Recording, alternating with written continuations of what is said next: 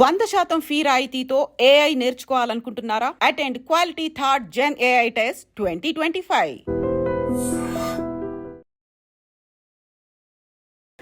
నమస్తే, welcome to iDream inside politics with కవిత.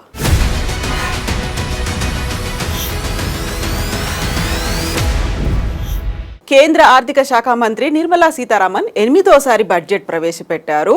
అందులో మధ్యతరగతి వారికి భారీ ఊరట లభించింది. ఎట్ ద సేమ్ టైం 12 లక్షల ఆదాయం లోపు ఉన్న వారికి కూడా ట్యాక్స్ ఎగ్జెంప్షన్ అనేది ఉంది. పేదవారి గురించి కూడా ఆలోచించినట్టున్నారు. అందులో విమాన ప్రయాణానికి సంబంధించి ప్రత్యేక ఏర్పాట్లు చేస్తున్నట్టుగా అనౌన్స్ చేశారు. అయితే పర్టికులర్గా రాష్ట్రాల వారీగా చూస్తే బీహార్కి తప్ప మిగతా అన్ని రాష్ట్రాలకు అన్యాయం జరిగిందనేటువంటి విపక్షాల ఆరోపణల మాట ఏంటి? పర్టికులర్గా తెలంగాణకి సంబంధించి అనౌన్స్మెంట్స్ ఏమున్నాయి? మనతో పాటుగా ఉన్నారు బీజేపీ సీనియర్ లీడర్ మాజీ ఎమ్మెల్సీ రామచంద్రరావు గారు. సార్ నమస్తే, ఎలా ఉన్నారు మీరు? నమస్తే. సో బడ్జెట్ అనేది చూస్తే ఒక 50% పర్లేదు హ్యాపీగానే ఉన్నట్టు అనిపిస్తుంది. మిగతా 50% చూస్తే ఎందుకని ఇన్ని రకాల డౌట్లు వినిపిస్తున్నాయి, ఆరోపణలు ఉన్నాయి, విమర్శలు ఉన్నాయి, మీరు పట్టించుకోరనేది ఉన్నాయి. At the same time elections ఉన్న రాష్ట్రాలకి మాత్రమే ఒక భారీ పరిశ్రమలో లేకుంటే ఏర్పాట్లో బడ్జెట్ ఉంటుంది అనే ఒక ఆనవాయితీ ఈసారి కూడా కంటిన్యూ అయినట్టుంది. దీంట్లో ఫస్ట్ క్లారిటీ ఏముండాలంటే, ఒక బడ్జెట్ రాష్ట్రమైనా దేశమైనా బడ్జెట్ పెట్టినప్పుడు స్టేట్కి ఇంత అని ఉండదు. ఇప్పుడు ఫర్ ఎగ్జాంపుల్ మా తెలంగాణకి ఏమీ లేదని కొంతమంది అంటారు, మా ఆంధ్రాకి ఏమీ కొంతమంది అంటారు, మా ఇది అట్లా ఉండదు. ఇప్పుడు ఫస్ట్ ఇప్పుడు 10,000 crores for example agriculture sector పెట్టినాం అంటున్నాం. అగ్రికల్చర్ సెక్టర్ ఎక్కడ పెడుతున్నాం? అన్ని రాష్ట్రాలు డివైడ్ చేస్తాం మనం. మీరు ఇంతకుముందు విమానాలు అని చెప్పారు, all passengers will benefit, all states will benefit. తర్వాత మీరు ఇన్కమ్ ట్యాక్స్ అన్నారు, all salary class everywhere will benefit. Roads and transport అన్నారు, అన్నీ మొత్తము డెవలప్మెంట్. ఇప్పుడు మన రాష్ట్రానికి 12 జాతీయ రహదారులు రావడము ఇవన్నీ కూడా ఉన్నాయి, ఇంకా నడుస్తూనే ఉన్నాయి. అవేం మాట్లాడరు. నేనేమంటున్నా అంటే, బడ్జెట్ ఎప్పుడు కూడా సెంట్రల్ బడ్జెట్ని ఒక స్టేట్గా దాన్ని తీసుకొని ఎప్పుడు చూడకూడదు. ఓవరాల్గా దాని ఇంపాక్ట్ ఉంటుంది. రెండో విషయం వచ్చే వరకు ఈ బడ్జెట్ అనేది ఏంది ఫస్ట్ అనేది మనం అర్థం చేసుకోవాలి. ఈ బడ్జెట్ అనేది నేషనల్లో మనం ఏ సెక్టార్లో ఎక్కడెక్కడ పెట్టాలి ఏంది. కొన్ని సెక్టార్స్ కంకరెంట్లో ఉంటాయి, కొన్ని సెక్టార్స్ స్టేట్లో ఉంటాయి, కొన్ని సెంట్రల్లో ఉంటాయి. ఇవన్నీ కూడా దృష్టిలో పెట్టుకుని దాని ఎక్స్పెండిచర్స్ పెడతారు. రెవెన్యూ ఎంత వస్తుంది, దాని మీద ఎక్స్పెండిచర్ ఎంత అవుతుంది, ఇవన్నీ ఉంటాయి. ఈ బేసిస్ మీద ఏమవుతుందంటే, కొన్ని మీరు అన్నారు ఇంతకుముందు ఎలక్షన్స్కి పోయే రాష్ట్రాలని చెప్పి, ఎలక్షన్స్ పోయే రాష్ట్రాలు కాదు, కొన్ని రాష్ట్రాలకు కొన్ని పరిస్థితులు సపరేట్గా ఉంటాయి. ఫర్ ఎగ్జాంపుల్ ఇంతకుముందు లాస్ట్ టైము తెలంగాణకు మనం రైల్వే లైన్ ఇచ్చినాం, రైల్వే ప్లాట్ఫామ్స్ కొన్ని ఇచ్చినాం, రైల్వే కన్వర్జన్స్ కూడా మనం తెలంగాణకు సపరేట్గా ఇచ్చినాం. సపరేట్గా తెలంగాణలో బడ్జెట్ ఉన్నది. ఇప్పుడు నేను ఏమంటున్నా అంటే, ఇప్పుడు మీరు అన్నది బీహార్ ఒక మాట అన్నారు, ఎలక్షన్స్ పోయే రాష్ట్రం అని చెప్తున్నారు కాబట్టి నేను అందుకని చెప్తున్నాను. బీహార్కి ఇచ్చింది మూడు. ఒకటి ఏంటంటే పాట్నా ఎయిర్పోర్ట్ని గ్రీన్ ఎయిర్పోర్ట్ కింద గ్రీన్ ఫీల్డ్ ఎయిర్పోర్ట్ చేస్తున్నారు. మన హైదరాబాద్ గ్రీన్ ఫీల్డ్ ఎయిర్పోర్ట్ 12 సంవత్సరాలు అయిపోయింది. గ్రీన్ ఫీల్డ్ ఎయిర్పోర్ట్ అనేది that was the promise made during the elections last. అది గ్రీన్ ఫీల్డ్ పెద్ద వాళ్ళకి అది వాళ్ళకు ఏదో వాళ్ళ రాష్ట్రానికి వచ్చినట్టు కాదు. అది గ్రీన్ ఫీల్డ్ ఎయిర్పోర్ట్ని గ్రీన్ ఫీల్డ్ ఎయిర్పోర్ట్ని లెస్ కాంక్రీట్ మెటీరియల్, దాన్ని ఎక్కువ ఎన్విరాన్మెంటల్ ఫ్రెండ్లీ ఎయిర్పోర్ట్కి తయారు చేసేటంటే గ్రీన్ ఫీల్డ్ అంటాం. రెండోది కోసీ రివర్ ఒకటి ఉంది. మన ఎవ్రీ ఇయర్ కోసీ రివర్ మీద అది పొంగి బీహార్లో చాలా ప్రాంతాలు మునిగిపోతున్నాయి. అది నేపాల్ నుంచి వచ్చేటటువంటి ఒక ఇది. నేపాల్ వాళ్ళు అక్కడ అడ్డుగడ్డ కొంత కడుతున్నారు. వాళ్ళు అడ్డుగడ్డ కట్టినటువంటి సందర్భంగా ఏమవుతుందంటే, ఆ కోసీ నదిలో ఉన్నటువంటి మిగిలిన నీళ్ళు మన దగ్గర వచ్చినప్పుడు మనం ఇక్కడ ఆనకట్ట కట్టకపోతే బీహార్, ఉత్తరప్రదేశ్ ఆ బార్డర్స్లో ఉన్న చాలా ప్రాంతాలు మునిగిపోయేటటువంటి ప్రమాదం మనం చూస్తున్నాం ఎవ్రీ ఇయర్. సో ఇప్పుడు నేపాల్ అక్కడ స్టార్ట్ చేసింది, నిర్మలా సీతారామన్ చదివారు, బికాజ్ నేపాల్ దాని సందర్భం తీసుకొని కోసీ మీద కూడా ఒక ఇరిగేషన్ ప్రాజెక్ట్ కట్టేటువంటి ప్రయత్నం, సీ దట్ ఈ ఫ్లడ్ వాటర్ని మనం పబ్లిక్లో పోకుండా, ఫీల్డ్స్లో పోకుండా. దీని తర్వాత ఏంటంటే 50.7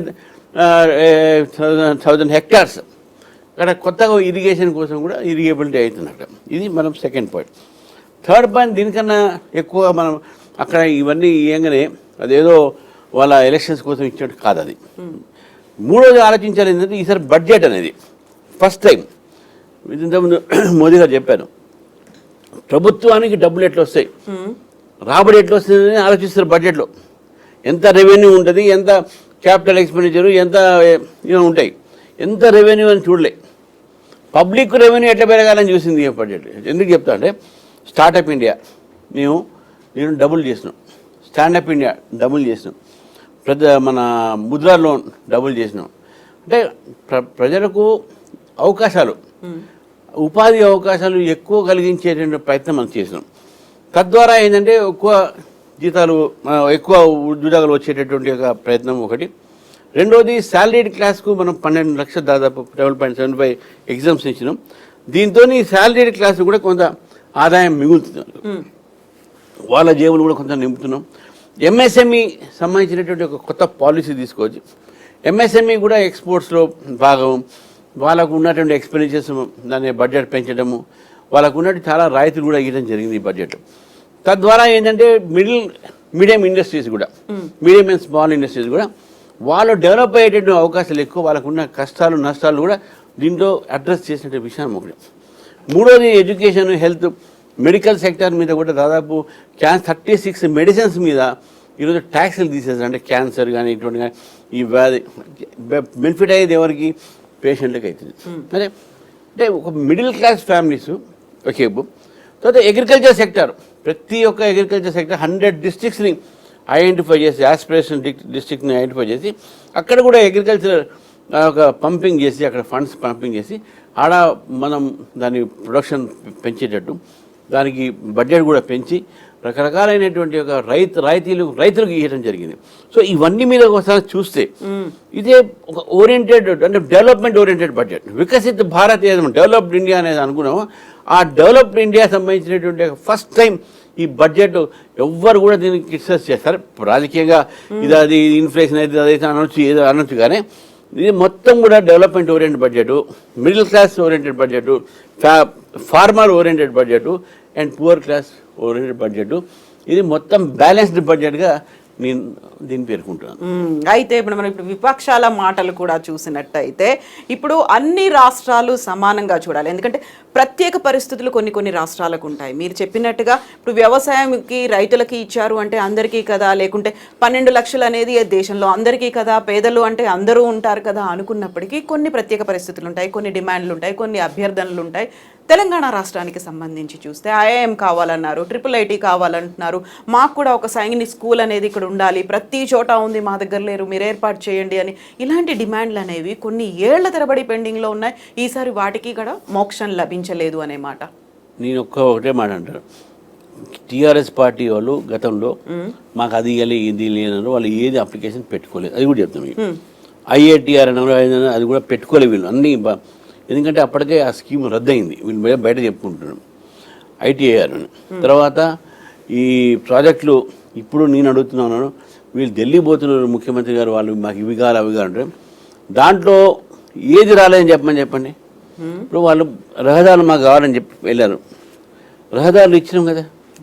ఈ మన రహదారులు కంటిన్యూ మీరు అంటే కనెక్టివిటీ అనేది అన్ని రాష్ట్రాలతో మీరు అదే అడిగింది కదా, మీరు దాని అదనంగా ఏం అడిగింది చెప్పండి.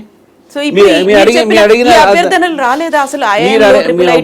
అదనంగా అడిగినటువంటి విషయాలు ఇప్పుడు IITs అన్నారు, IITsలో సీట్లు పెంచినాము, ఎక్స్ట్రా ఇయర్లు అందరూ ఉన్నాయి కాబట్టి సీట్లు, ఆ సీట్లు పెంచితే మన తెలంగాణ కూడా పెంచినట్టే కదా. IITsలో మేము సీట్లు పెంచినాం, ఇచ్చినాం. గతంలో ఎయిమ్స్ అడిగినారు, ఎయిమ్స్ ఇచ్చినాం కదా మేము. మన కాజీపేటలో కోచ్ ఫ్యాక్టరీ అన్నారు, సరే కోచ్ ఫ్యాక్టరీ అంత రాకుండా ఓవరాల్ ప్రాజెక్ట్ తీసుకొచ్చినాం కదా. మీరు ఎక్కడ ఏది రాలి చెప్పండి. మీరు అడగడానికి అవసరం లేదు, మా బాధ్యతగా మేము ఇస్తున్నాం. కాకపోతే మీరు ప్రజలకు అబద్ధాలు చెప్తున్నాం, ప్రజలను తప్పుదారి పట్టిస్తున్నారు. భారతీయ జనతా పార్టీ ప్రభుత్వము అన్ని రాష్ట్రాలని మేము సమానంగా చూస్తాము. అందుకని సబ్కా సాత్ సబ్కా వికాస్, అందరిని కలుపుకోపోవాలి, ఏది తక్కువ ఏది ఎక్కువ కాదు. ఇంత క్రిటిసిజం చేసినప్పుడు కూడా నేను చెప్తాను, ఈరోజు చంద్రబాబు నాయుడు గారు మీరు వారు ఎన్ని వాళ్ళకు రైల్వే ప్రాజెక్ట్ అన్నారు, రైల్వే అది హెడ్ క్వార్టర్స్ అన్నారు, విశాఖపట్నం హెడ్ క్వార్టర్స్ ఏమన్నారు, అయింది కదా. ఇక్కడ తెలంగాణలో వీళ్ళు అడిగింది మాకు రైల్వే మన డ్రై పోర్ట్ కావాలన్నారు, డ్రై పోర్టు కేంద్ర ప్రభుత్వం పర్మిషన్ ఇచ్చింది కదా. తెలంగాణలో మాకు ఈ రహదారులు కావాలని చెప్పారు, ఈ రహదారులు వచ్చినాయి కదా. మీకు చెప్పండి ఎక్కడ ఇప్పుడు ఐటీఐ అది కూడా నేను క్లియర్ చేస్తున్నాను ఇప్పుడు కూడా. వాళ్ళు దానికి కావాల్సిన 5 ఎకరాలు 10 ఎకరాలకు అవసరం లేదు. తెలంగాణ ప్రభుత్వం వాళ్ళ స్వార్థం కోసం రియల్ ఎస్టేట్ కోసం 200 ఎకరాలు వాళ్ళు అలాట్మెంట్ చేస్తే అక్కడ ప్రభుత్వం ఏమని ఇంత మాకు అవసరం లేదు.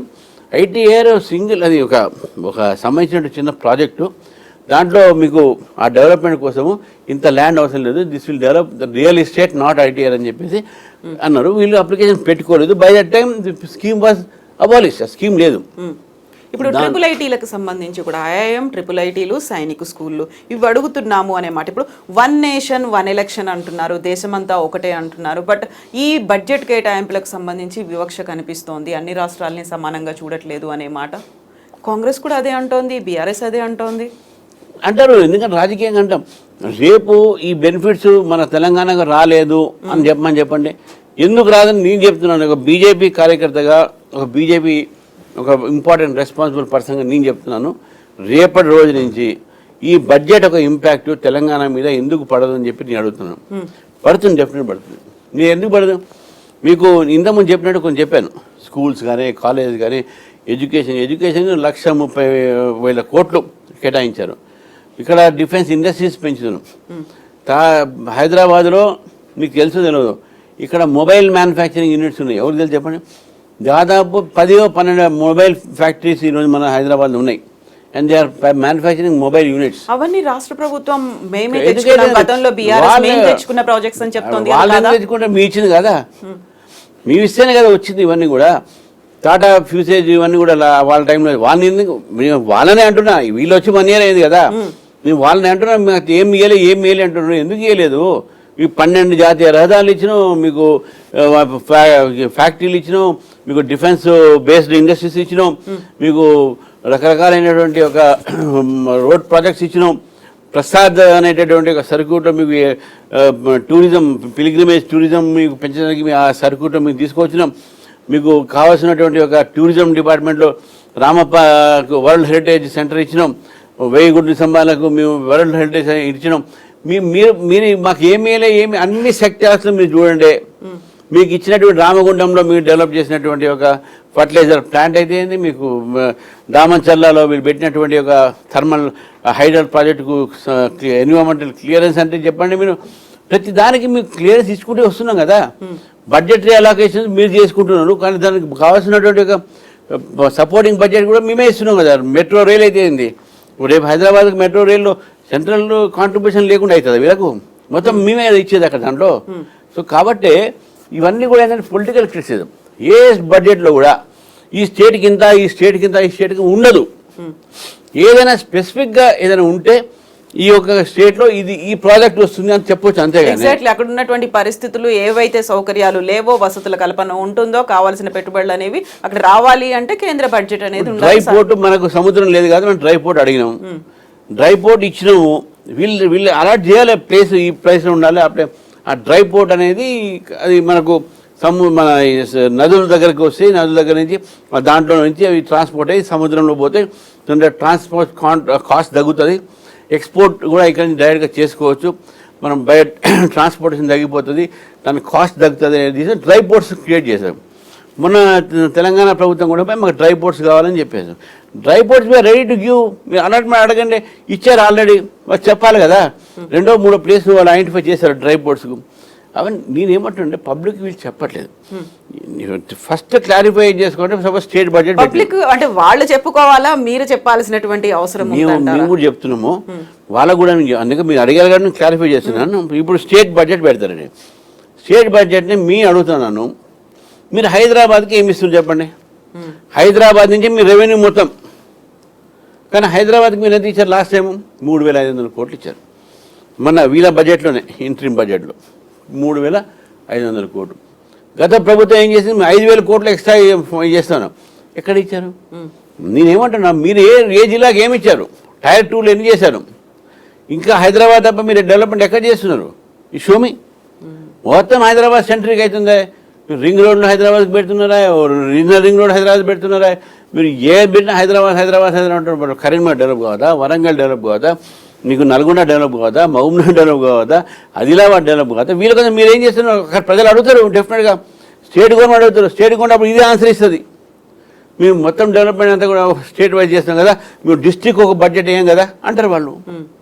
నేను అదే అంటున్నాను, వాళ్ళు చెప్పండి డిస్ట్రిక్ట్ వైజ్ బడ్జెట్ పెడతారా, అలాట్మెంట్ చేస్తారా చెప్పండి, నీవు కూడా మోదీ గారి దగ్గర కూర్చొని మాకు కూడా స్టేట్ వైజ్ ఇవ్వండి సార్ అని చెప్తాను.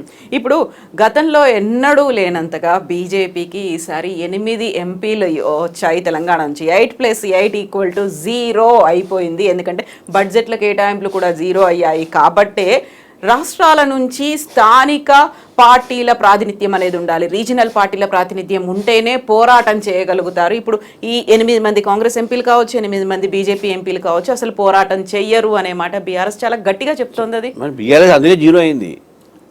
8+8 = 16, బీఆర్ఎస్ 0 అంతే కదా.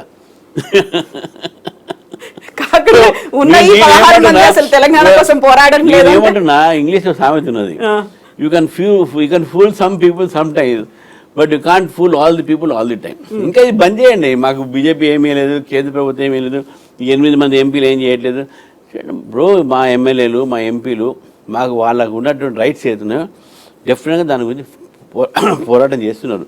మా అరవింద్ గారు పోరాటం చేసి పసుపు బోర్డు తీసుకొచ్చారు కదా, మామూలు మాటన. కరే బండి సంజయ్ గారు పోరాటం చేసి ఒక రైల్వే లైన్ తర్వాత రామగుండం తీసుకొచ్చాడు కదా. మా సంజయ్ మా కిషన్ రెడ్డి గారు ఫైట్ చేసి state of art railway stations, తర్వాత మెట్రో ఎక్స్టెన్షన్స్, మన రైల్వే సికింద్రాబాద్ రైల్వే 1000 crores ఈరోజు డెవలప్మెంట్, చెర్లపల్లి రైల్వే స్టేషన్స్ ఇవన్నీ చూసుకుంటే నాట్ ఓన్లీ ఇవన్నీ ఇది కొన్ని ప్రాజెక్టులు, నేను చాలా ప్రాజెక్టులు తెలంగాణకు సంబంధించిన మోదీ గారు వచ్చి ఇక్కడ ఇనాగ్రేట్ చేసిన సందర్భం చెప్తా ఉన్నాను. నేనేమంటున్నా అంటే వీళ్ళు బడ్జెట్ అలొకేషన్ అనగానే మా రాష్ట్రానికి ఏం రాలేము అని చెప్పడం అనేది చాలా సులభం. ఇక్కడ ఉన్నటువంటి ఎంపీలు కూడా రిప్రజెంటేషన్ ఇవ్వాలి కదా, మాకు ఇవి అవసరం ఉన్నాయి అనేటువంటి వినతి ఎవరంటున్నారంటే ఈసారి ఏం చేశారు బీజేపీ?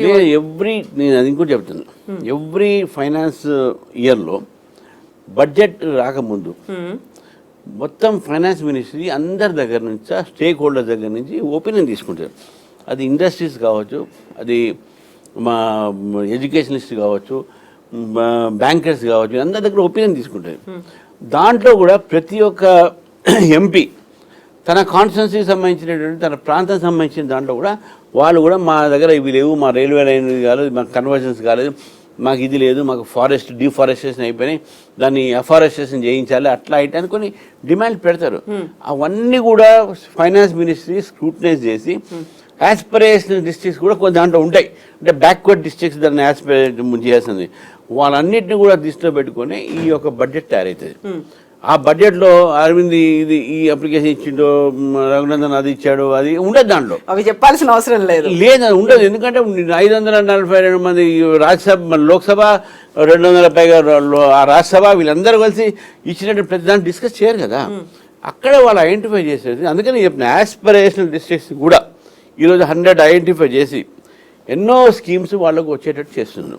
ఇవన్నీ యాస్పిరేషనల్ డిస్ట్రిక్ట్స్ కూడా అక్కడ లోకల్ రిప్రజెంటేటివ్స్ వాళ్ళ ద్వారానే అవన్నీ కూడా దాన్ని ఐడెంటిఫై చేయడం జరిగింది. కాబట్టి మా ఏం చేయట్లేదు, వీళ్ళు ఏం చేయట్లేదు. ఇప్పుడు సీఎం పోతాడు 10 మంది తీసుకొని ఢిల్లీలో పోయి మేము అడుగుతున్నారు కదా, వాళ్ళు అడుగుతున్నప్పుడు కొన్ని చోట్ల రెస్పాన్స్ వాళ్ళే అంటున్నారు మంచిగా రెస్పాన్స్ వచ్చిందని చెప్పి. నితిన్ గడ్కరీ దగ్గర పోయినా, పీయూష్ గోయల్ దగ్గర పోయి వచ్చినా వాళ్ళు they are giving good response to them and they are వాళ్ళ మాట సాటిస్ఫై అవుతున్నాం. ఓన్లీ బడ్జెట్ వచ్చినప్పుడు అంటారు మాకు ఎదురాలేదు. నేను రేపు స్టేట్ బడ్జెట్లో కూడా నేను అడుగుతాను, మీరు మా హైదరాబాద్కి ఏమి ఇచ్చారు, మా నల్గొండకి ఇచ్చారు, మా మహబూబ్నగర్కి ఏమి ఇచ్చారు, మా రంగారెడ్డికి మేము అడుగుతాం, డెఫినెట్ అడుగుతాం.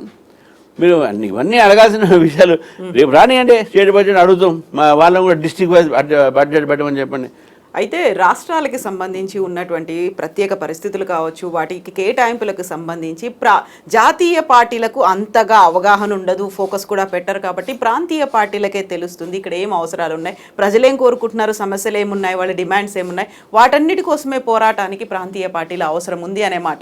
దీంతో పాటుగా నిన్ననే కేసీఆర్ కూడా ఒక మాట అన్నారు, నేను కొడితే మామూలుగా కొట్టాను, చాలా బలంగా కొడతాను, నేను మళ్ళీ వస్తున్నాను అనే ఒక మాట డైరెక్ట్గా. అంటే ఇవన్నీ ఎక్స్పెక్ట్ చేసే చెప్పారు ఆయన. అంటే ప్రజలు ఆయన ఆల్రెడీ కొట్టేశారు. ఇప్పుడు రేవంత్ రెడ్డిని కొడతారు, కాంగ్రెస్ని కొడతారు. BJP is next party to come to the power because people have hopes on BJP. అది కూడా చెప్తున్నా. వీళ్ళు ఎన్ని తిట్టుకున్నా, ఎన్ని కొట్లాడుకున్నా, ఇవన్నీ వాళ్ళంతా పబ్లిక్లో డ్రామా. ఇది వాళ్ళు వీళ్ళని కొట్టరు, వీళ్ళు వాళ్ళని కొట్టరు, ఇద్దరు ఒకటే. నేనేమంటున్నా అంటే ఈరోజు ఇన్ని మాటలు మాట్లాడుతున్నారు కదా, రీజనల్ పార్టీ అని చెప్పేసి మీరు కుటుంబం పరిపాలన నాట్ ఓన్లీ నేను తెలంగాణ ఒకటే కాదు, నేను మొత్తం కంట్రీలో చెప్తున్నాను. ఈరోజు మీకు ఇంక్లూడింగ్ మమతా బెనర్జీ పెళ్లి కాలే పిల్లలు బట్ మేనలు ఉన్న వాళ్ళని తీసుకొచ్చి ఆ బెనర్జీని మొత్తం బెంగాల్ లూట్ చేస్తాను. మీరు ఎక్కడ తీసుకున్నా కూడా ఏ ఒక రీజనల్ పార్టీ అయినా సరే, మా ఎన్డీఏలో కొన్ని పార్ట్నర్స్ ఉన్నా కూడా మీకు కంట్రోల్ చేస్తున్నాం వాళ్ళని. మా దగ్గర ఎందుకంటే మాకు కొన్ని నియమాలు ఉంటాయి. కానీ మీకు నిన్న నేను తమిళనాడు పోయి వచ్చాను. స్టాలిన్ సీఎం, వాళ్ళు దయానిధి మరణ్ ఇంకా స్టాలిన్ ఎంత ఒకటే ఫ్యామిలీ కదా మొత్తం. ఉదయనిధి ఇవన్నీ అంతా ఉన్నారు కదా అందరూ. ఏం చేస్తున్నారు వాళ్ళు? వాళ్ళే నెక్స్ట్ వాళ్ళ కొడుకు ప్రైమ్ మినిస్టర్ ఎట్లా కావాలి, చీఫ్ మినిస్టర్ ఎట్లా కావాలి, నెక్స్ట్ వాళ్ళ ఫ్యామిలీలో ఎట్లా మళ్ళీ అధికారం రావాలి అనే ఆలోచన ఉంది. కాబట్టి వాళ్ళకి వేరే ఏముంటుంది రీజనల్ పార్టీకి ఆలోచన. అందుకనే ఇచ్చేది సెంటరే కదా, దానిలో మంది దోసేద్దాం, అన్నీ free, laptop free, TV free, free, ఇది ఫ్రీ అని చెప్పి వీరంతా. కానీ ఒక జాతీయ పార్టీగా భారతీయ జనతా పార్టీ, కాంగ్రెస్ గురించి చెప్పను, వీఆర్ రెస్పాన్సిబుల్ నేషనల్ పార్టీ. మేము పబ్లిక్ అమౌంట్ వేస్తున్నాం, పబ్లిక్ ఎక్స్చేకర్ మేము చాలా జాగ్రత్తగా ఎక్స్పెండ్ చేయాలి. మేము వాళ్ళని ఇర్రెస్పాన్సిబుల్ ఉండలేము. వాళ్ళు ఈరోజు నేను చెప్తా ఉన్నాను, వాళ్ళు 12,000 రూపాయలు రైతులకు ఫ్రీ ఇస్తామని చెప్పి కొన్ని రోజులు అయిపోయిన తర్వాత టీఆర్ఎస్ ప్రభుత్వం చేతులు ఎత్తేసి మాత్రం కావట్లేదని మళ్ళీ ఎలక్షన్స్ వచ్చినప్పుడు పెంచారు. 10 లక్షల రూపాయలు దళిత బంధు అని చెప్పారు. ఏ స్కీమ్ ఇప్పటికి నడుస్తుంది చెప్పండి? మీ అధికారులు వచ్చేసారు, ఎవరు పైసలతో వచ్చారు? ప్రజల పైసలతో వచ్చారు. ప్రజల పైసలు. Regional party your behaviour is very irresponsible. National party అట్లా ఇర్రెస్పాన్సిబుల్ బిహేవ్ చేయదు. They see about the country's interest, they see about the state interest. అది మనం గుర్తుపెట్టుకోవాలి. రీజనల్ పార్టీ, నేను I'm not against regional party. మా ఎన్డీఏలో కూడా రీజనల్ పార్టీస్ ఉన్నాయి. We respect lot of leaders in regional party. Chandrababu Naidu గారు మన పార్టీలో ఉన్నారు. ఆయన రెస్పాన్సిబుల్ లీడర్గా బిహేవ్ చేస్తే మేము ఫీల్ అవుతాం, మేము మాతో ఉన్నాడు కాబట్టి. But we can't allow such irresponsible spending by them. లక్షల కోట్లతో నేను ప్రాజెక్టులు ఎక్కడి నుంచి తీసుకొస్తే మళ్ళీ మా మీద చేస్తారు. మాకు సెంటర్ ఏమి వేయట్లేదు, మాకు సెంటర్ మీకు ఎవరు అనౌన్స్ చేయమన్నారు ప్రాజెక్టులు? మీకు మేము రాబడి ఎంత ఉంది? ఇప్పుడు మన ఇంట్లో జస్ట్ సింపుల్ ఎకనామిక్స్ అనేది ఈ బడ్జెట్ ఇవన్నీ సింపుల్ కామన్ మ్యాన్ అర్థం చేసుకుని, నీకు జీతం ఎంత, నాకు 10,000 జీతం నెలకుంటే నేను 50,000 ఖర్చు పెట్టుకుంటే 40,000కి నేను ఏం చేయాలి? నా ఇల్లు అమ్ముకోవాలి, నా ఆస్తులు అమ్ముకోవాలి, తాకట్టు పెట్టుకోవాలి. నడపలేను, నేను ఇంటిని నడపలేను. ఈ రీజనల్ పార్టీ చేస్తున్నది ఇర్రెస్పాన్సిబుల్ ఫ్యామిలీ హెడ్గా బిహేవ్ చేస్తున్నారు. కాకపోతే ఇప్పుడు రీజనల్ పార్టీలు అనగానే ఇక్కడ ఉన్నటువంటి స్థానిక సమస్యలు ఫోకస్ అంతా ఇక్కడే ఉంటుంది. జాతీయ పార్టీలు అనేసరికి ఇక్కడ కొంచెం అక్కడ కొంచెం, ఎక్కడైతే ఎలక్షన్లు ఉన్నాయో అక్కడ, ఎక్కడైతే అవసరాలు ఉన్నాయో అక్కడ, ఎక్కడైతే ఎన్డీఏ మిత్రపక్షాలు ప్రెషర్ పెడుతున్నాయో అక్కడ అలా ఉంటుంది తప్ప ప్రాంతీయ పార్టీలు అలా ఆలోచించవు. ఈరోజు 30 రాష్ట్రాల్లో దాదాపు 21 రాష్ట్రం మేమే లీడ్ చేస్తున్నాండి. మేము అధికారం ఉన్నాము. బీజేపీని అధికారం ఉంది, బీజేపీ ఆర్ ఇట్స్ అలైస్. మేము రీజనల్ పార్టీ మాత్రం ఉన్నారు కదా, లేదని కాదు కదా. జరా regional party with north east అన్ని రీజనల్ పార్టీసే కదా. మళ్ళీ వాళ్ళు ఎందుకు ఒకప్పుడు బీజేపీకి ఎంట్రీ లేకుండా నార్త్ ఈస్ట్లో, today we're ruling in all the seven sisters there. ఎట్లా వచ్చింది మాకు అక్కడ? మాకు లోకల్గా మాకు సపోర్ట్ వస్తుంది. మేము రీజనల్ ఆస్పిరేషన్స్ మేము పట్టుకున్నాం అక్కడ. It they were neglected lot. ఈ రోజు కూడా టీఆర్ఎస్ పార్టీ లేకుంటే Congress party they are neglecting Telangana. TRS party neglected Telangana and uplifted his family. Congress party is uplifting their leaders and neglecting Telangana. But BJP will uplift the people of Telangana. BJP will make Telangana a golden Telangana. అది మా ఒక aim. వీళ్ళిద్దరు కూడా రూలింగ్లో fail అయ్యారు. 1 yearలో బదనామైంది Congress party. 10 సంవత్సరాలు ప్రజలు తిరస్కరించిన BRS party. మాకు అవకాశం ఇవ్వండి, మేము కూడా చూపెడుతూ ఏంది అనేది. మీరు మా మీద చెప్పడం కాదు, మీరు మాకు ఏమీ లేదు. మీరు చెప్తారు రేపు బడ్జెట్ అయిపోతుంది కదా, అయితే వచ్చినప్పుడు డెఫినెట్గా మేము చెబుతాం మా బడ్జెట్తో ఏమైంది. ఇక్కడ ముద్రా లోను తెలంగాణలో మేము బిలీవ్ చేయరు. ఈరోజు తెలంగాణలో 48 లక్షల మంది 48 లక్షల మంది లాభార్థులు, beneficiaries of central schemes in Telangana. 48 లక్షల ఫ్యామిలీస్ అనేది. అంటే 48 లక్షల ఫ్యామిలీస్ ఇంటూ 4 ఎంత చెప్పండి? దాదాపు మీకు 2 crores పాపులేషన్లో nearly 2 crores are getting the benefit of central government schemes. అయితే బీఆర్ఎస్ చెప్తున్న మాట అందులోనూ పర్టికులర్గా కేసీఆర్ చెప్తోంది 10 ఏళ్ల పాలన తర్వాత 1 సంవత్సరం పాలనలోనే ప్రజలంతా బీఆర్ఎస్ వైపే చూడడం మొదలుపెట్టారు, ఏం మిస్ అయ్యారో తెలుసుకున్నారు కాబట్టి ఇప్పటిదాకా నేను సైలెంట్గా గుంబనంగా గంభీరంగా ఉన్నాను, బట్ ఇప్పుడు మాత్రం చాలా గట్టిగా కొడతాను, బలంగా కొట్టబోతున్నాను, నెక్స్ట్ మళ్ళీ మేమే రాబోతున్నాం అనేసరికి ఒక ఎలక్షన్ మూడ్ అనేది కూడా కనిపిస్తోంది కదా. ఇందులో బీజేపీ అంత స్ట్రాంగ్గా ఎలా చెప్పగలుగుతోంది నెక్స్ట్ మేమే వస్తామనే మాట? Public, Telangana public politically aware. ఇంకా ఈ సెంటిమెంట్ మాటలతోని, ఇంకా నేను ఇంతకుముందు చెప్పాను, you can't fool all the people all the time. మళ్ళీ నేను వచ్చేసాను, చలో ఆగా షేర్ ఆగా అన్నట్టు అట్లా ఉండదు ఇక్కడ. తెలంగాణ ప్రజలు అర్థం చేసుకున్నారు. మేము ఇప్పుడు కొద్దిగా ఏంటంటే మా సంస్థాగతులు అనే కొన్ని విషయాలు మా ఒక ప్రక్రియలో ఉన్నాం మేము. ఇంకా మాకు మొత్తం సెట్ అయిపోయింది కదా. ఇప్పుడు వారం 10 రోజుల్లో మాకు మొత్తం కంప్లీట్ అయిపోతుంది సంఘటన. అది చేస్తారు, ఎవరు చేస్తారు వాళ్ళ పార్టీ ఇస్తాం, అది ఇష్టం కాబట్టి అది నేను చెప్పను. బట్ డెఫినెట్గా పార్టీ రేపు ఇవన్నీ అయిన తర్వాత మళ్ళీ మా రూపమే ఉద్యమ రూపం ఉంటుంది. నేను ఒకటే మాట చెప్తున్నాను, బండి సంజయ్ గారు అధ్యక్షుడు జైలుకు పోయాడు, స్టూడెంట్స్ కోసం ఫైట్ చేశాడు, టీచర్స్ కోసం ఫైట్ చేశాడు. నేను ముఖ్యమంత్రి గారు ఏం చేసి చెప్పండి, ఎప్పుడైనా స్టేజ్ మీద తిట్టడమే కానీ రోడ్ల మీద వచ్చి ఎప్పుడైనా పోరాడింది బీజేపీ కార్యకర్తలు, బీజేపీ నాయకులు. ఆ బీజేపీ నాయకులు పోరాటమే మీకు సిద్ధంగా ఉన్నాం. ఈ ప్రభుత్వం వ్యతిరేకంగా అట్నే పోరాడతాం. ఈ ప్రభుత్వం కూడా ఈరోజు ప్రజలకు వ్యతిరేకంగా పోతుంది కాబట్టి మొన్నడే ఒక బీఆర్ఎస్ ప్రభుత్వం కూడా మేము ప్రజల ముందు తీసుకుపోయి చైతన్యం చేసినాం. వీళ్ళు బీఆర్ఎస్ పార్టీ, కాంగ్రెస్ పార్టీ ఎప్పుడు చేయలే, కాంగ్రెస్ బీఆర్ఎస్ ఎప్పుడు కలిసే ఉండే.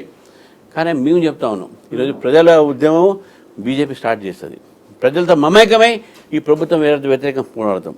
నెక్స్ట్ బీజేపీ అవకాశం వస్తుంది, BJP will come to ruling, నాకు పూర్తి నమ్మకం ఉంది. సో ఇంకో క్వశ్చన్, మీరు ఈ బడ్జెట్ కేటాయింపులకు సంబంధించి రాష్ట్ర ప్రభుత్వం నుంచి అభ్యర్థనలు ఏమొచ్చాయి, వస్తే మేము ఎందుకు ఇవ్వము అనే మాట మీరు అన్నారు. ఒక అభ్యర్థన వెరీ రీసెంట్గా వచ్చింది పద్మ అవార్డులకు సంబంధించి, దాన్ని ఎందుకు అసలు పట్టించుకోలేదు? అదే కేంద్ర మంత్రి మేము బరాబర్ గద్దరికి పద్మ అవార్డు ఇవ్వము. కేంద్ర ప్రభుత్వానికి సంబంధం ఉండదని నేను చెప్తాను, దాని గురించి చెప్తాను. ఒక హోమ్ మినిస్ట్రీ కింద ఒక కమిటీ ఉంటుంది, వాళ్ళు ఏం చేస్తారంటే ఇవన్నీ కూడా ఒక స్క్రూటనైజ్ చేస్తే. ఇప్పుడు ఆయన కూడా హోంమంత్రియే కదా, హోంశాఖ సహాయ మంత్రియే కదా. ఆయన ఆయన ఆయన అంతా ఆయన అనలేదు, ఒక మాట గుర్తుపెట్టుకోవాలి. ఆయన ఒక రిపోర్టర్ అడిగిండు, మీరు ఫలానా వాళ్ళకి ఇచ్చారు, ఈయనకి ఎందుకు ఇవ్వలేదు? అట్లా ఆ క్వశ్చన్. ఇప్పుడు ఈయనకి ఎందుకు ఇవ్వలేదు అండి అంటే వేరే మాట ఉంటుండే. మీరు ఫలానా వాళ్ళకి ఇచ్చారు, ఫలానాకి ఎందుకు ఇవ్వలేదు అది అడిగిన క్వశ్చన్. మీరు రీల్ చూస్తే మీకు తెలుస్తుంది. ఒక క్వశ్చన్ అడిగినప్పుడు ఆయన దానికి ఆన్సర్ ఇచ్చాడు. కానీ ఇష్యూ అది కాదు. మనం ఫస్ట్ ఏంటంటే ప్రజలకు కూడా తెలవాల్సింది ఏంటంటే పద్మ అవార్డ్స్ అని కూడా ఒక కమిటీ ఉంటుంది. ముందు దానికి అవార్డుకు మనం అప్లికేషన్ పెట్టుకుంటాం, దానికి సపోర్టింగ్ డాక్యుమెంట్స్ పెడతాం, దానికి రికమెండేషన్ పెడతాం. ఇదంతా అయిపోయిన తర్వాత ఆ కమిటీ ఏం చేస్తుందంటే దానికి ప్రధానమంత్రికి, లోకల్ మినిస్టర్స్కి ఏవో సంబంధం. ఆ కమిటీ ఏం చేసిన ఆ పేర్లన్నీ కూడా షార్ట్ లిస్ట్ చేస్తుంది. ఆ షార్ట్ లిస్ట్ చేసిన తర్వాత ఆ పేర్ల మీద ఎంక్వైరీ అవుతుంది. పేర్ల మీద ఎంక్వైరీ అవుతారు. మీరు మిమ్మల్ని అడగవచ్చు, మేడం మీకు రామచంద్రరావు గారు తెలుసా, మీ జర్నలిస్ట్ గారు అడుగుతున్నాడు, ఎవరో ఏజెన్సీ అంటే ఇట్లా ఎట్లున్నాడు, మంచోడేనంటే మంచోడండి అంటే మన ఆయన ఏదైనా గవర్నమెంట్లో ఏదైనా పోస్ట్ ఇస్తే ఏదైనా సరిగ్గా చేస్తాడా, లేకుంటే అట్లా వద్దులే ఆయన మంచోడు కాదు, అట్లా చూసుకుంటే కష్టం, కానీ మంచిగా మంచోడు కానీ ఆయన కెపాసిటీస్ ఏం లేవని మీరు అంటారు. కథం నాకు రాదు. అట్లా నేను దానికి నీకు చెప్తాను అంటే, ఇప్పుడు వెంకటరెడ్డి గారని కనకారెడ్డి గారి బ్రదర్ ఎమ్మెల్యే టీఆర్ఎస్ ఉండే, ఆయన బ్రదరు ఆర్గానిక్ ఫార్మింగ్ చేస్తాడు, గ్రేప్స్. మీరు ఎప్పుడు తెప్పించుకొని చాలా బాగా ఆయనకి ఇచ్చారు. వనం రామయ్య ఖమ్మం, ఆయనకి ఎవరు తెలుసు తెలియదు. తర్వాత బొల్లి మధ్యలో వచ్చిన దానికి ఏదో ఒక ముస్లిం డాక్టరు, ఇరానీ డాక్టరు, దాని మందు కనుక్కున్నాడు, ఆయనకి ఇచ్చారు. మీరు మొత్తం ఈ ఒక్కసారి ఒకరికో ఏదో కొద్దిగా పొలిటికల్ ఓవర్ టోన్స్ ఉన్నంత మాత్రాన ఇంత పెద్ద దానికి ముఖ్యమంత్రి గారు వచ్చి ప్రెస్ కాన్ఫరెన్స్ పెట్టాల్సిన అవసరం ఏమని బండి సంజయ్ గారు అనొద్దు. ముఖ్యమంత్రిని అడగాలి, నువ్వు ఇచ్చిన వాళ్ళ అని వాళ్ళు చెప్పిన వాళ్ళకి ఇవ్వాలని ఏం లేదు కదా, అది కమిటీ చూసుకుంటుంది. నువ్వు ప్రభుత్వం మీద ఎట్లా అంటావు? మీకు హోమ్ మినిస్టర్ కానీ గవర్నమెంట్ ఆఫ్ ఇండియా కానీ రికమెండ్ చేయదు. గతంలో కాంగ్రెస్ ఉన్నప్పుడు అమ్ముకున్నారు పద్మశ్రీ, అది వేరే మాట. కానీ ఈ ప్రభుత్వం వచ్చిన తర్వాత ఇవన్నీ ఏం లేవు, నో రికమెండేషన్, నథింగ్. ఎంత పెద్ద రికమెండేషన్ పెట్టినా అక్కడ ఇయ్యరు. ప్రభుత్వం కూడా రికమెండ్ చేసింది కదా వీళ్ళకి ఇవ్వండి అని. ప్రభుత్వం అదే నేను అంటున్నాను, రికమెండ్ చేసినటువంటి క్యాండిడేట్లను ఇవ్వాలని ఏం లేదు కదా. ఇప్పుడు నా పేరు రికమెండ్ చేసేంత మాత్రం నాకు ఇవ్వాలని ఏం లేదు. నేను ఏమంటున్నానంటే రికమెండ్ చేసేది రిజెక్ట్ చేసేది ప్రభుత్వం కాదు, ఆ కమిటీ రిజెక్ట్ చేస్తుంది. పద్మ కమిటీ ఒకటి ఉంటుంది, దాని విభూషణ ఎవరికి ఇవ్వాలి, భూషణ ఎవరికి ఇవ్వాలి, పద్మశ్రీ ఎవరికి ఇవ్వాలి, ఆ కమిటీ ఉంటుంది. దానికి గవర్నమెంట్కు ఎవ్వరు సంబంధం ఉండదు. అయితే ఇది ఇక్కడ సంజయ్ గారు మాట్లాడిన మాట ఏంటంటే ఒక పత్రికా విలేకరులు అడిగినటువంటి దానికి సమాధానం చెప్పాడు. అదే నేను దాని మీద కామెంట్ చేయదు, మా మినిస్టర్ కామెంట్ చేశాడు కాబట్టి. బట్ ఆయన ఎవరి మీద ఉద్దేశం చెప్పుకోలేదు. వి ఆల్ ఒక పొలిటికల్ పార్టీ అయినప్పుడు, ఒక పొలిటికల్గా ఒక సీఎం రియాక్ట్ అయినప్పుడు డెఫినెట్గా దానికి ధీటుగా రియాక్షన్ రావాలి కదా. మామూలుగా రియాక్షన్ కూడా వచ్చింది కదా, దానికి ఒక ఎక్స్టెన్షన్ వచ్చింది. మీరు బరాబర్ పద్మ అవార్డు ఇవ్వమంటే మీరు బీజేపీ ఆఫీస్ ఉన్నటువంటి నాంపల్లిలో గద్దర్ గల్లీ అని పెడతా, ఇంకప్పుడు అనివార్య పరిస్థితుల్లో ఆ పేరు చెప్పుకొని మీరే తిరగాల్సిన అవసరం వస్తుంది అనే మాట అన్నారు మళ్ళీ సీఎం. అందుకనండి రెచ్చగొట్టాడు కదా, ఈ రెచ్చగొడితే ఏమవుతుంది, రెచ్చగొట్టే ఆన్సర్ వస్తుంది, మళ్ళీ వస్తుందా డెఫినెట్ గా.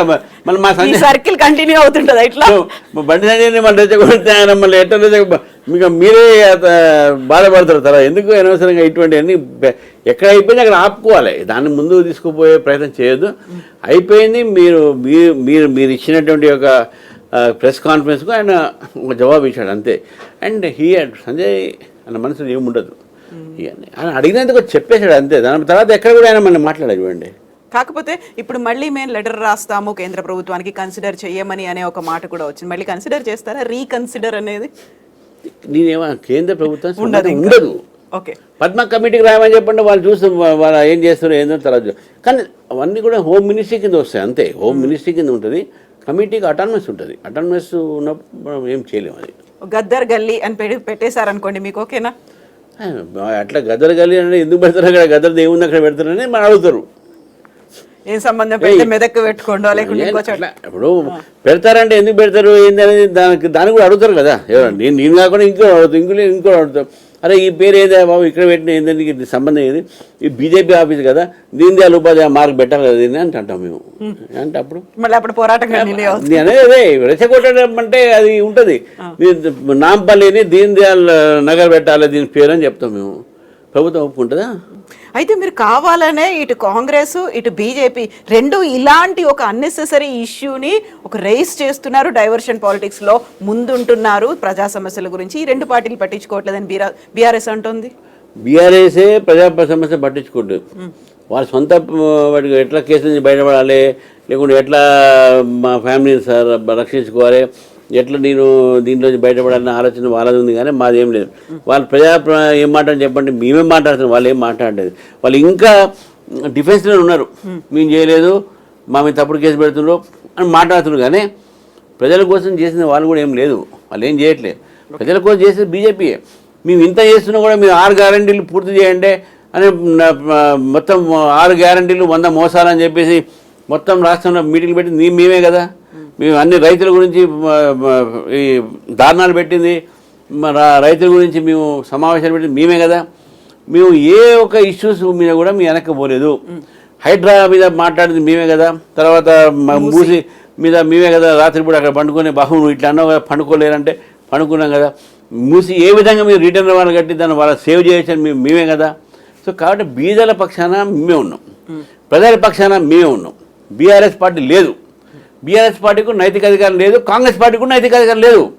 ఇప్పుడు బడ్జెట్కి సంబంధించి సరే విపక్షాలు కావచ్చు, రాష్ట్రాల మాటలు, ఇవన్నీ ప్రాంతీయ పార్టీల మాటలు ఎన్ని ఉన్నప్పటికీ కూడా బీజేపీ ఎంపీలు సాటిస్ఫై ఉన్నారా?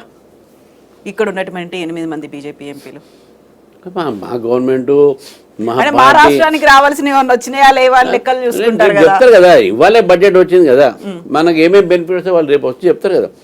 వాళ్ళ వాయిస్ నేను చెప్పలేను కదా. పార్లమెంట్ మెంబర్స్ ఉన్నారు, వాళ్ళు వచ్చి చెప్తారు మీరు సాటిస్ఫై అయినాం, ఈ కారణాలను సాటిస్ఫై అని వాళ్ళు చెప్తారు. వాళ్ళు డెఫినెట్గా తెలంగాణలో వచ్చి అక్కడ నుంచి మనకు తెలంగాణకి ఈ బెనిఫిట్ వస్తే దీనివల్లనే డెఫినెట్గా they are going to address the media. ఎన్ని మార్కులు వేస్తున్నారు ఈ బడ్జెట్కి మీరు? ఇది one of the best budget. మార్కులని ఎందుకంటే ఏ బడ్జెట్లో అయినా కొన్ని సెక్షన్స్ వదిలిపెడతారు, అందరికీ మీరు న్యాయం చేయలేరు. But one of the best budget of the recent years. Development oriented, pro middle class family. Every time middle class family use to feel. మేము సీనియర్ సిటిజన్స్ దగ్గర నుంచి కింది దాకా అందరూ కూడా ఈరోజు education, defence, of course highest defence spending ఉన్నది. But defence spending indigenous ఈసారి చూడంటే మనకు ఇంపోర్ట్ తగ్గిపోతే డిఫెన్స్ ఎక్స్పోర్ట్స్ పెరుగుతున్నాయి. మన డిఫెన్స్ ఇండస్ట్రీ పెరిగినప్పుడు కూడా we are importing less, we are exporting more defence ఇండో. So that is going to be good. ఇది ఒకవైపు ఇండస్ట్రీస్, ఒకవైపు అగ్రికల్చరు, ఇంకోవైపు మిడిల్ క్లాసు, ఇంకోవైపు పూర్ పీపుల్. ఎందుకంటే ప్రధానమంత్రి ఆవాస్ యోజన కూడా వాళ్ళు డబుల్ చేశారు. అన్నీ డబుల్ అయినాయి దాదాపు. పోయినసారి కన్నా ఈసారి అలోకేషన్ ఆఫ్ ది ఫండ్స్ ఏతున్నాయో it's more than double for Startup India ఇవన్నీ కూడా. లాస్ట్ టైమే నియర్లీ ఒక 8 lakh ఉమెన్ ఎంటర్ప్రినర్స్ వాళ్ళు. ఈసారి నెక్స్ట్ 1 yearలో 16 లక్షలు అవుతారు వాళ్ళు, డబుల్ అవుతారు వాళ్ళు. అట్లా అని నేనేమంటే, so this how you create employment, this how you create wealth, and this how your GDP grows. Thank you so much Ramachandra Rao గారు.